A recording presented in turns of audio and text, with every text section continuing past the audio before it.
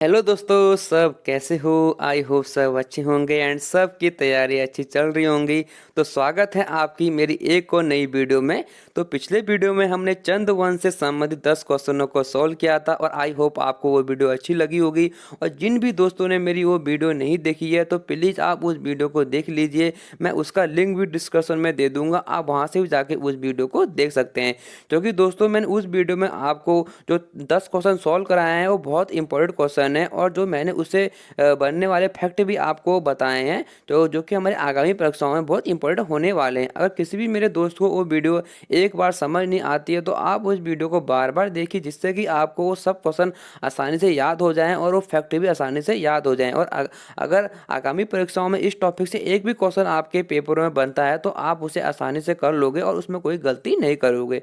तो इस वीडियो में भी हम चंदों की प्रशासनिक व्यवस्था के बारे में पढ़ने वाले हैं और मैं इसको आपको एक चार्ट के माध्यम से बताऊंगा, जिससे कि आपको ये आसानी से समझ में आ जाए और आपको इसमें कोई याद करने की जरूरत भी नहीं पड़ेगी। दोस्तों चलते हैं आपने आज के टॉपिक की तरफ।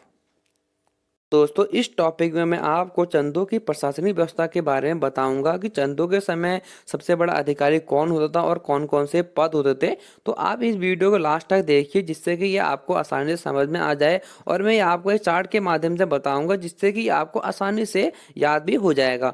तो हम बात करते हैं चंदों की प्रशासनिक व्यवस्था। तो उस समय चंदों के समय जो हमारा राजतंत्र होता था एक प्रकार का हमारा पंचायती राजतंत्र होता था और जो हमारा सबसे बड़ा अधिकारी होता था वो हमारा राजा होता था और राजा को ही हमारे राज्य का सर्वोच्च न्यायाधीश भी कहा जाता था, क्योंकि इसको यह अधिकार था कि अगर कोई भी इसके प्रशासन में या शासन में कोई भी अगर उपद्रवी का कार्य कर रहा है, राज विरोधी का कार्य कर रहा है, देशद्रोही का कार्य कर रहा है तो इसे उसको फांसी देने का अधिकार भी था। और चंदों के समय जो फांसी दी जाती थी वो हमारे ऊंचे पहाड़ियों पर दी जाती थी, जिसे हमारा सूली का डांडा कहा जाता है। तो दोस्तों अगर आपसे पूछा जाता है कि चंदों के समय फांसी कहाँ पर दी जाती थी तो हमारे सूली का डांडा नामक जगह पे दी जाती थी।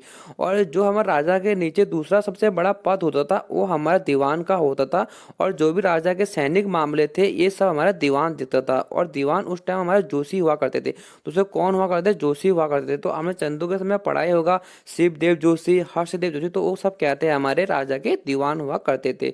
तो इसके बाद जो हमारा दूसरा पद होता था वो होता था मंत्री। जो मंत्री कौन होते? तो मंत्री हमारे मेहरा और फरत्याल लोग होते थे राजा के मंत्री, और इन्हें हमारा परामर्शदात्री भी कहा जाता था। परामर्शदात्री इसलिए कहा जाता था दोस्तों क्योंकि अगर राजा कोई भी अगर उसके राज्य में कोई भी नया कार्य कर रहा है या कोई भी युद्ध के लिए किसी को ऐलान कर रहा है वो पहले इन मंत्रियों से परामर्श लेता था, जो कि हमारे कौन होते थे? मेहरा और फरत्याल लोग होते थे।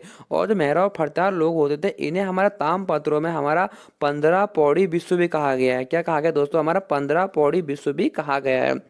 और जो उसके बाद जो हमारा दूसरा पद होता था वो हमारे मंत्री के बाद हमारे सेनापति होते थे, सचिव होते थे। और जो चंदों के समय हमारे सेनापति को हमारे क्या कहा गया? हमारा बख्शी भी कहा गया है। क्या कहा गया? बख्शी कहा गया। तो अब हम पढ़ते हैं कि चंदोर वंश में राज्य प्रशासन कैसा था। तो चंदों के समय जो हमारा सबसे ऊपर होता था हमारा राज्य होता था। कौन होता? राज्य होता था। और जो उसका प्रधान या प्रशासक होता था और राजा होता था। राजा क्या होता था? हमारा चंदों का सबसे बड़ा ऊपरी न्यायाधीश होता था या सबसे बड़ा अधिकारी होता था। और जो राज्य के नीचे जो हमारे होते मंडल होते थे, और मंडल भी दोस्तों हमारे दो प्रकार के थे। एक थे हमारे सामंतों के अधीन थे और एक थे राजा के अधीन। जो हमारे सामंत होते थे वो क्या करते थे कि उनको हमारा राजा या तजबार की उपाधि धारण करने की छूट थी। क्योंकि दोस्तों इसलिए छूट थी क्योंकि जो हमारे सामंत होते थे वो क्या करते थे? वो हमारे राजा को वार्षिक कर दिया करते थे। क्या दिया करते थे? वार्षिक कर दिया करते। इसलिए इन्हें हमारे राजा और रजवार की उपाधि धारण करने की छूट भी इन्हें हमारे क्या थी? प्राप्त थी। और सामंतों को दोस्तों हमारा ठक्कुर भी कहा जाता है। तो अगर आपसे पूछा जाता है कि ठक्कुर किसे कहा जाता है तो वो हमारे सामंतों को हमारा ठक्कुर भी कहा जाता था। अब इसके बाद आते मंडल के नीचे हमारे देश थे। तो जो चंदों के समय हमारा देश हुआ करते थे, जैसे हमारा मल्ला देश हो जाता है, तल्ला देश हो जाता है और गरुड़ देश था उस समय, गुम देश थे। ऐसे ऐसे देश हमारे क्या हुआ करते थे? चंदों के समय हुआ करते थे। और जो हमारे देश के नीचे होते थे वो हमारे परगने होते थे। तो चंदों के समय क्या थे? हमारे दो प्रकार के परगने होते थे। एक तो होते थे हमारे नागरिक अधिकारियों के अधीन एक प्रकार का एक परगना था, और जो दूसरा परगना था वो था हमारे सैनिक कमांडर के अधीन हमारा हमारा दूसरा परगना होता था। अब जो हमारे नागरिक अधिकारियों के अधीन जो हमारा परगना होता था, तो उसका जो हमारा प्रशासक था वो था हमारा सिकदार। तो कहीं कहीं पे हमारा सिकदार को सरीदार भी कहा गया। तो आपको याद रखना है कि अगर आपसे पूछा जाता है कि नागरिक परगने का अधिकारी या प्रशासक कौन होता था, तो वो होता था हमारा सिकदार, और उसे कहीं कहीं पर हमारा सरीदार भी कहा गया है दोस्तों। और जो दूसरा आता था हमारा सैनिक कमांडर के अधीन जो हमारा परगना था, जो उसका अधिकारी होता था वो होता था हमारा बख्शी। क्या होता था? हमारा बख्शी होता था। अब जो हमारे अब जो चंदों के समय जो हमारे परगने थे वो कई प्रकार के थे। जैसे हमारा काली कुमाऊं परगना था, एक पाली पछाऊ परगना था, सौर परगना था, सिरा हो जाएगा, दानपुर हो गया, चौगरका हो गया, फालदाकोट। तो ऐसे ऐसे कई परगने हमारे चंदों के समय देखने को भी मिलते हैं। और हमारे जो चंदों के समय जो हमारे एक शासक जगत चंद था, जगत चंद का जो ब्रह्म ताम्रपत्र मिला है हमारा, उसमें साफ साफ लिखा गया है कि उसमें एक हमारे बक्सी परगने का भी उल्लेख मिलता है।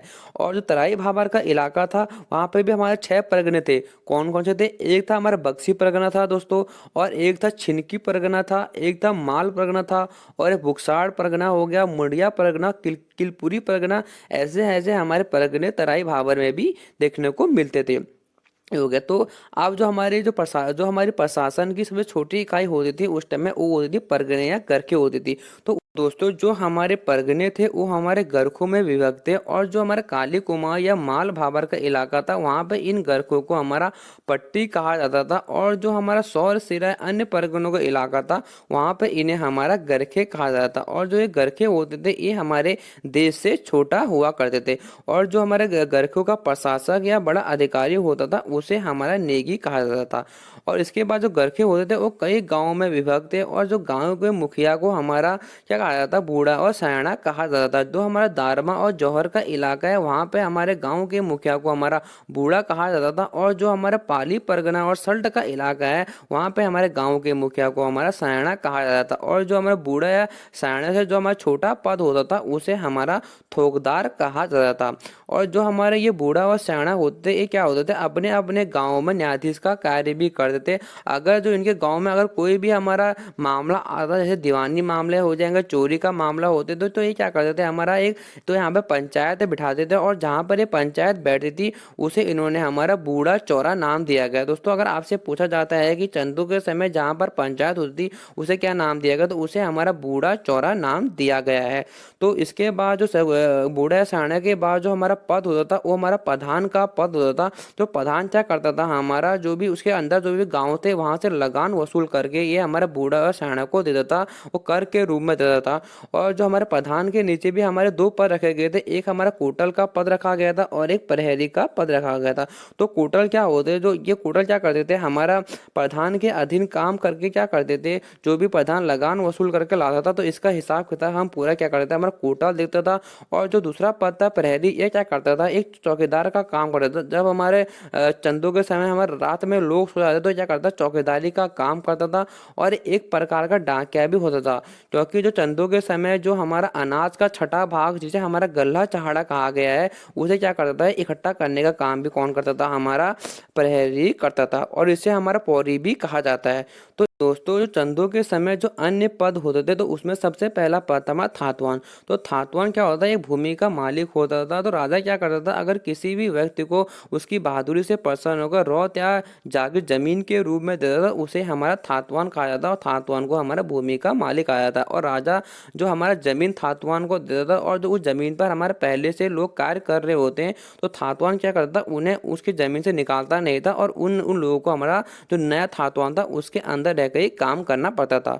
और जो चंदों के समय दूसरा पद था वो था हमारा सेजाली। तो सेजाली क्या होता था कि जो भी राजा के अस्त्र शस्त्र उठाने का कार्य करते थे उन्हें हमारा सेजाली कहा गया है। और जो हमारा कैनी होता था वो क्या होता था? वो हमारे जो कृषि भूमि पर कार्य करते थे उन गुलामों को क्या कहा गया? हमारा कैनी कहा गया। जो कि मैंने आपको थातों ने बताया था कि जो हमारे जिनको जमीन दी जाती है तो हमारे पहले से लोग कार्य कर रहे थे उसे हमारा कैनी कहा जाता है, तो कृषि भूमि पर कार्य करते हैं। और जो हमारा छोड़ी होता है वो क्या होते थे? हमारा घरेलू घरेलू नौकर होते थे। तो मैंने आपको अपनी पिछली वीडियो में बताया था कि छोड़े और छोड़ों की नियुक्ति किसने की थी। तो दोस्तों अगर आपने वो वीडियो देखी होगी तो मुझे इसका आंसर आप बताना कि छोड़े और छोड़ों की नियुक्ति किसने की थी। तो कमेंट बॉक्स में कमेंट करके आप इसका आंसर आप मुझे बता देना दोस्तों। तो दोस्तों जो अब अगला क्या था हमारा, चंदों की न्याय प्रणाली की। चंदों की न्याय प्रणाली कैसी थी? तो चंदों के समय हमारे क्या होती थी कि 3 प्रकार की कचहरियाँ होती थी। एक हो जाएगी बिष्ट वाली होती थी, एक न्याय वाली होती थी और एक पंचनोच होती थी। तो मैंने आपको अपनी पिछले वीडियो में बताया था कि बिष्ट वाली न्याय वाली कचहरी किसने बनाई थी। दो ये हमारे दोस्तों लक्ष्मी चंद के द्वारा हमारी 2 कचहरियाँ बनाई गई थी। तो जो हमारी न्याय वाली कचहरी थी वो बस समझ जनता के लिए बनाई गई थी, और जो हमारी बिष्ट वाली कचहरी थी वो हमारी सैनिक मामलों के लिए बनाई गई थी। और जो हमारी तीसरी कचहरी थी वो थी पंचनोची। तो हमारी पंचनोची थी वो क्या होती है, हमारी पंचायती कचहरी होती थी, और जिसे हमारा 4 थान भी कहा जाता है दोस्तों। तो दोस्तों इस टॉपिक में मैंने आपको आज चंदों की प्रशासनिक व्यवस्था के बारे में बताया, और मैंने आपको एक चार्ट के माध्यम से बताने की कोशिश करी। तो आई होप आपको ये वीडियो अच्छी लगी होगी। अगर ये आपको अच्छी वीडियो लगी दोस्तों तो प्लीज़ चैनल को लाइक कीजिए, शेयर कीजिए, सब्सक्राइब कीजिए और ज़्यादा से ज़्यादा सपोर्ट कीजिए कि मैं आपके लिए ऐसी ही वीडियो बनाते रहूँ। और अगर आपको किसी भी टॉपिक के ऊपर वीडियो चाहिए होती है तो मुझे प्लीज़ कमेंट बॉक्स में कमेंट करके बता देना, मैं आपके लिए अगली वीडियो उसी टॉपिक के ऊपर बना दूंगा। तो दोस्तों प्लीज़ मेरे चैनल को लाइक कीजिए, शेयर कीजिए, सब्सक्राइब कीजिए दोस्तों। मिलते हैं अगली वीडियो में, तब तक के लिए दोस्तों बाय, अपना ध्यान रखिए और पढ़ते रहिए।